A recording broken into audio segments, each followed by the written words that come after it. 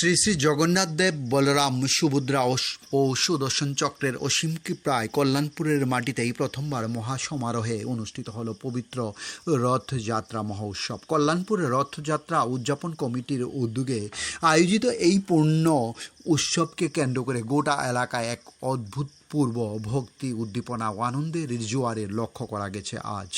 আজ Kalyanpur guest house school road প্রাঙ্গণ থেকে ঢাক, ঢোল, কাসর, ঘণ্টা, শঙ্খধ্বনি এবং সুমধুর হরিধ্বনিতে মুখরিত হয়ে সুসজ্জিত রথের রশি টেনে এই যাত্রার শুভ সূচনা হয়। ঐতিহাসিক এই উৎসবের সূচনা লগ্নে উপস্থিত থেকে রথের রশি টেনে যাত্রা শুরু করেন কল্যাণপুরের বিধায়কের।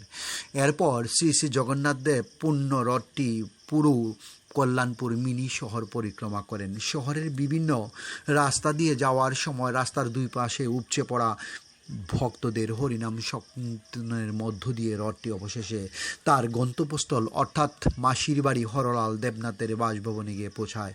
প্রথমবার এই রথযাত্রা ঘিরে স্থানীয় আবাল বৃদ্ধ বনিতা ও পুণ্যার্থীদের স্বতঃস্ফূর্ত উপস্থিতি ছিল সত্যি চোখে পড়ার মতো। ডিউরো রিপোর্ট, খোয়াই টাইমস বাংলা।